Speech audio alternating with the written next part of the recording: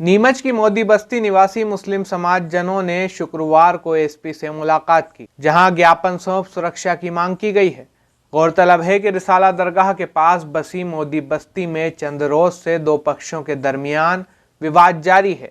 इधर इस फसाद को खत्म करने के लिए बीते दिन तहसीलदार विवेक गुप्ता और कैंट टीआई राजेंद्र कुमार नरवरिया ने दोनों पक्षों की सुलह भी कराई थी, लेकिन रात होते ही एक बार फिर पथराव हुआ, जिसके बाद मुस्लिम जनों ने एसपी को ज्ञापन सौंप निष्पक्ष कार्रवाई की मांग की है।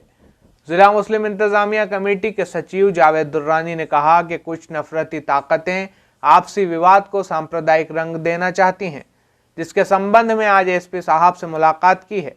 साथ ही अपराधियों पर कार्रवाई और बेकसूरों को छोड़ने की मांग की गई है, जिस पर एसपी सूरज कुमार वर्मा ने उचित कार्रवाई के लिए आश्वस्त भी किया है।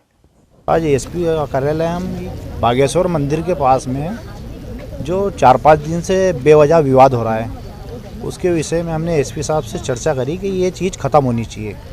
कल भी एसडीएम साहब ने, टीआई साहब ने वहाँ मामला शांत कराने के लिए दोनों पक्षों की बैठक भी कराई थी। बैठक में सब आपसरी में भाईचारा से रहने का हुई थी उनकी बात वगैरह। आपस में सब भाईचारे से रहते हैं, बरसों से रह रहे हैं, तो सब बात हो गई थी, सब आपस में रहना चाह रहे थे। रात को 10 बजे करीब वहाँ कोई आपस में कोई विवाद हो रहा था, वो लड़ते लड़ते वो विवाद हो गया था और वो पुलिस के ऊपर भी सामने वाले पक्ष पथराव करने लग गए थे। पुलिस आई, वहाँ पे दोनों पक्षों को बंद कर दिया। तो यही चाहते हैं कि वहाँ पे माहौल शांत हो जाए। पुलिस प्रशासन से हमारा ये निवेदन है, जो अपराधी है उन पर कार्रवाई हो, बेगुनाह लोगों को परेशान नहीं किया जाए। और टीआई साहब का भी थोड़ा ये है कि सब संविधान के दायरे में काम करें, बेवजह लोगों को परेशान नहीं करें। माँ बहनों के साथ में अभद्र भाषा का प्रयोग करा टीआई साहब ने भी। हाँ, अब शब्दों अभी आप साहब से मिले, अंदर साहब से मुलाकात हुई, कब आश्वासन? साहब ने बोला वहाँ पर कैमरे लग रहे हैं, जो भी अपराधी है वो बख्शा नहीं जाएगा, उचित कार्रवाई की जाएगी, किसी के साथ भेदभाव नहीं होगा।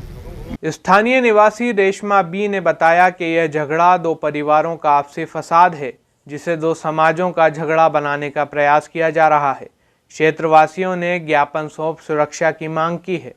मांग को लेकर आए कि हमारे को शांतिपूर्वक चाहिए। हमारे मोहल्ले में शांति नहीं है, हम 3-4 दिन से बहुत ज़्यादा परेशान हो चुके हैं और मामला दूसरा है और ये डालना चाहते हैं हमारे पे।